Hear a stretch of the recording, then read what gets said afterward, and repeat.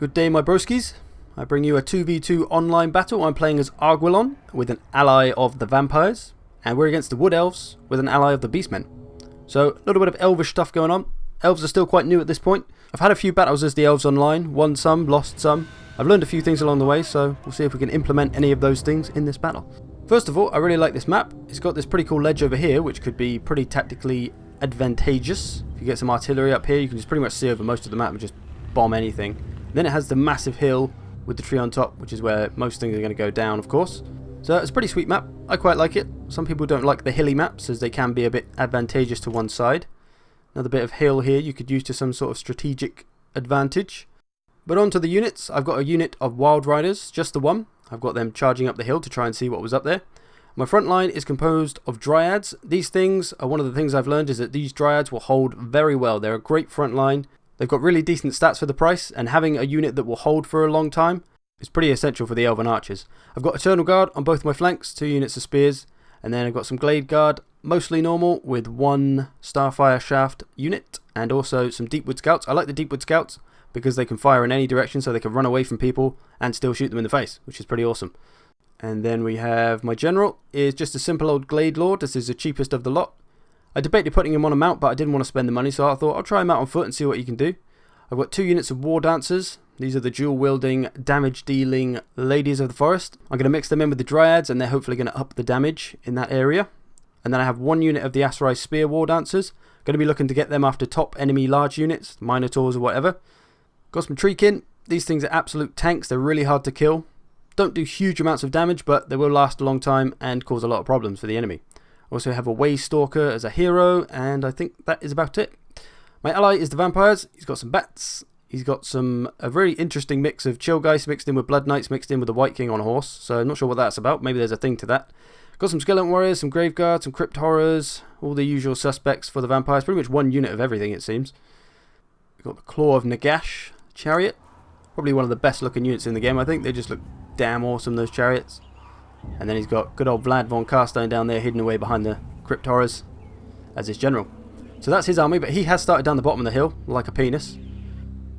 And the Beastmen, they have a Gorbel, and then it's pretty much all Goreherd and Ungor Raiders for him. You can see it's all just Goreherd along there, and then Ungor Raiders at the back, and a Cygor as well. So his plan is pretty obvious. He is going to rush the crap out of me. He's brought no shield, so he's obviously not worried about taking too many missiles to the face. He's got the Cygor back here in Durthu. They look pretty cool stood together.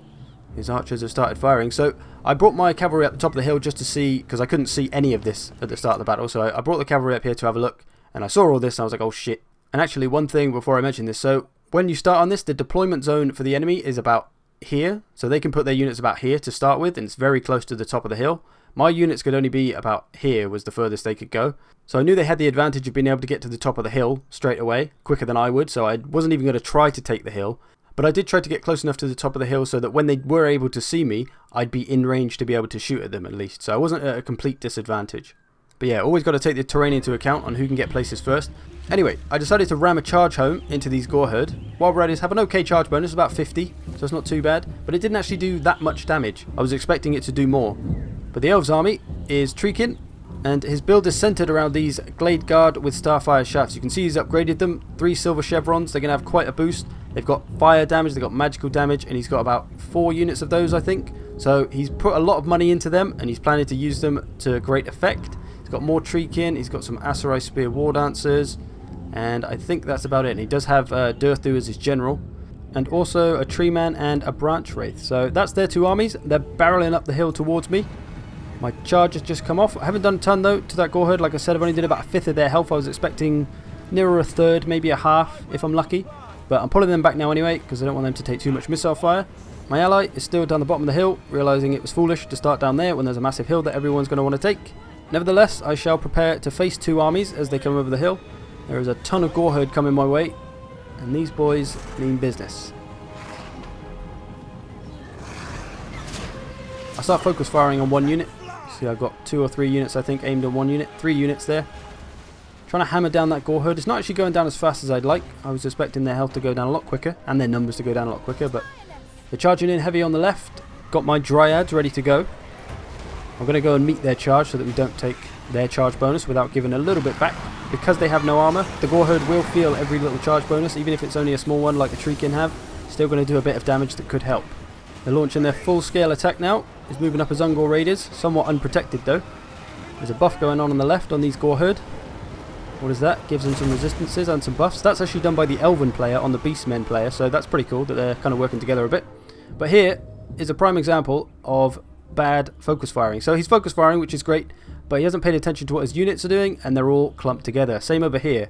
See how they've all gone inside each other? This is just an absolute recipe for disaster, and here's why. Cavalry, my friends. I had my cavalry hidden off down the hill, so I don't think he could see them, and they're just so susceptible to this. They're so clumped up, they're just going to get absolutely destroyed by a cavalry charge. And even if it's a charge that is not the best in the world, they're not a shock cavalry by any means, these boys, but they are going to absolutely tear apart these Ungor Raiders. And you can see they waver very, very quickly. Got to protect your skirmishers. And here, again, just clumped up, so vulnerable. Oh, over here, my vampire ally has used his bats beautifully, as he's currently neutralising the Elven player's strongest asset. And they're not really a danger to him because he's still all the way down here. So he's protecting me by doing this, and there's a beautiful bit of synergy as I notice this and line my cavalry up for a huge charge on these Glade Guard, who probably would have been blasting the crap out of me if it wasn't for the bats. So a nice piece of improvised team play there. Meanwhile, that massive Ungor Raiders has just been routed. They've taken a lot of missiles. I've got my Dryads into them. And the Goreherd over here, I've nearly got them surrounded. I'm moving around to flank them. I've got those spears coming in the back. I send in these Aserai spears, which in hindsight was a bit of a mistake. I should have saved them for a better target, I think. They're not going to do fantastically against Goreherd. Although the Beastmen didn't really have any Minotaurs or anything, so they weren't really needed in the anti-large department. Maybe on the Treekin, but they're pretty tough to bring down either way. Bats and cavalry still chewing through these Glade Guard, no problems. So at this point I'm thinking, we've got this. This is easy, we've won. We've wiped out all their skirmishers. Everything is seemingly under control. Been a bit of an altercation here with some Elves and Vampire cavalry. Not sure who came off worse though. And the Wood Elves player made the same mistake that the Beastmen guy did in allowing his missile units to clump up like this, as my cavalry and missiles are tearing him to absolute shreds. 160 kills on my Wild Riders. That's ridiculous. There's been like 2 minutes into the engagement and they got 160 kills. Crazy. These Goreherd though, I've tied them up, I'm surrounding them. However, it's become a bit like a balloon. My units are the balloon, and then inside there's a ton of Goreherd waiting to burst out. So it's kind of like a time bomb waiting to happen. Trying to flank it as much as possible, sending my Treekin round to get round to the back of them. But I have committed most of my infantry to that Goreherd balloon, so all I've really got left after that is skirmishers. Hammering away at the Beastman general there, trying to do some damage to him with all my missiles. Some of these Glade Guard have survived, but not for too long. The bats are still on them, bit of cavalry still on them. My ally trying to deal with the Cygor with his weird cavalry cocktail. If anyone knows what that's all about, please let me know. I assume that the Chill Geists are going to slow down the units so that the Blood Knights can get them. I don't really get why the White King is in there, but it's an interesting concoction. Still trying to surround this Goreherd unit, struggling with frame rates at the same time. I do apologise for that. Too many Goreherd. Let's try and get a better angle. There we go. I'm not looking at so many units, the frame's a bit better. My Asari spears getting into some Goreherd. You can see some of the Wood Elf infantry has arrived to the party now in this little balloon area, so I'm kind of struggling because I really don't have the infantry to deal with 2 armies infantry units, especially not 9 million Goreherd. The vampire player has just arrived to the top of the hill, finally, and is he going to help me? Of course he's fucking not.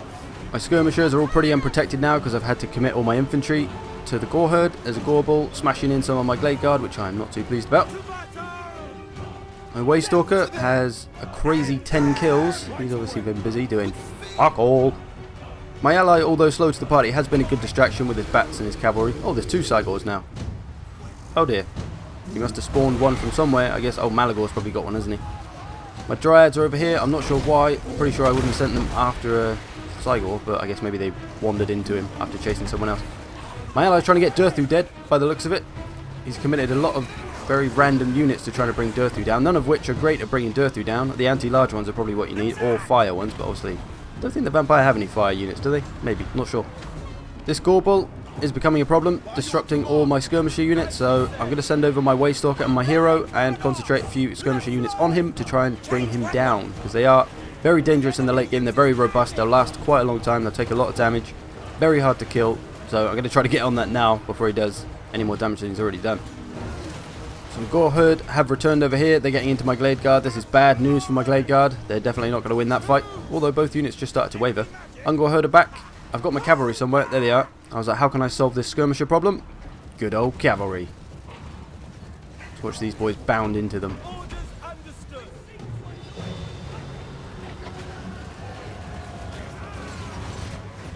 How high did that one go? Jesus. Right, well, that put an end to the Ungor Raiders fairly quickly. One little charge from those boys. Gorbel, still a problem, but we are taking his health fairly rapidly though. So he shouldn't last too much longer. Got him down to less than half health now. However, that balloon that I was talking about earlier has just burst. And now there's a lot of Gore Herd free charging towards nothing but skirmishers for me. So yeah, it's looking pretty bleak. So earlier when I said, this is easy, we got this. Well, now it's looking very much the opposite. Skirmishers is all I really have left. And there's a lot of Gore Herd. Yeah, you get the idea. But old Zerky isn't defeated yet. The strategic mind comes into play and I'm thinking, Malagor. Malagor's just revealed himself, so I'm thinking this is a great opportunity to try and kill him off. I've got my Waystalker and my General, so we could probably hammer into him. He doesn't have a ton of health left. My boys are going to get their charges in, or charge arrows as they seem to do, so he's only got a bit of health left, a few hits, and he should go down. I've even got my Glade Guard and melee to try and take him down. He starts to run away until he realises his Gorbald's there, and yeah, so now it's a pretty even fight. I consciously threw these Glade Guard in front of the Gore Herd here, even though they're obviously going to get absolutely slaughtered. 1, to absorb the charge, and 2, to try and buy my heroes enough time to kill Malagor. He and the Gorbald both don't have a lot of health left, so it's only going to take a few hits to get rid of them.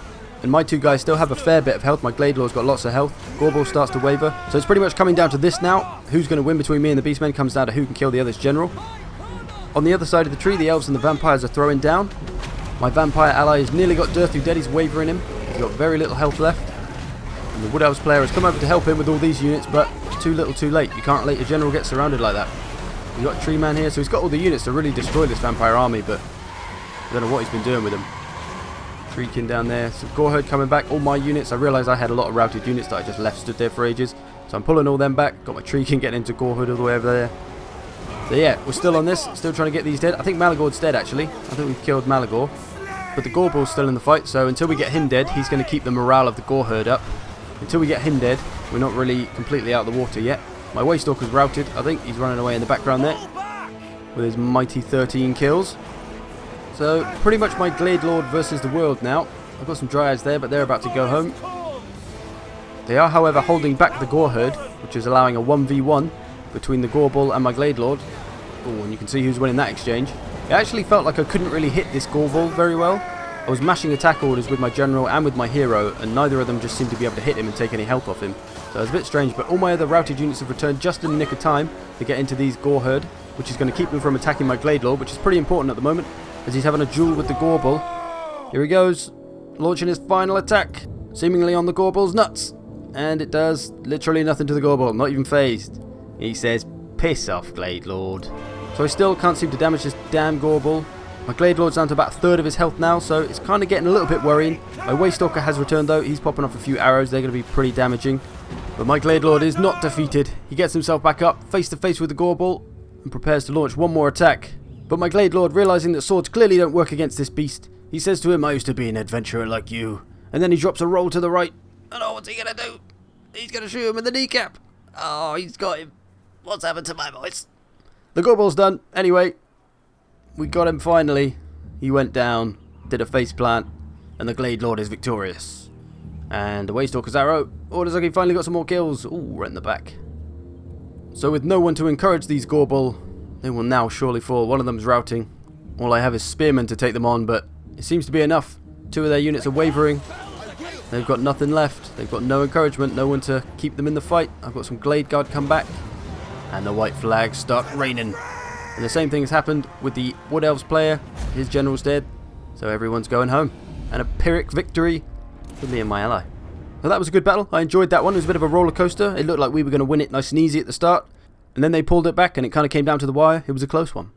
211 kills from my Wild Riders. Pretty insane.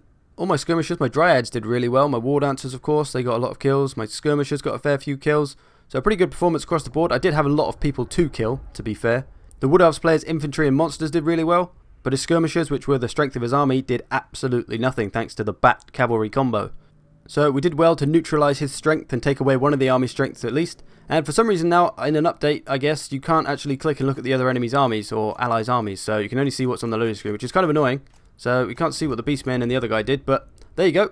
As far as how the battle went itself, my ally obviously should have started up the hill. When you've got a big hill like that, everyone is going to try and take it. That's obvious. You don't start down the bottom of the hill. If he'd started up with me, I would have had that support against the Gore Herd, and I would have been able to deal with that infantry a lot better, but instead I had to take on 2 armies for the most part until he arrived. However, he did make up for that mistake by using his bats really well, which really saved me, because those skirmishers would have been hammering into me and probably would have wiped out a lot of my skirmishers.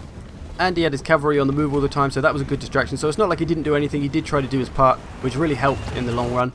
As for the Beastmen, they should have really spread those Gore Herd out a lot more. He concentrated them all into that one little area, and then he had about 4 or 5 units all surrounded. If he'd sent some of those units off into my skirmishers early, I would have been done. They would have wiped out my skirmishers so quickly.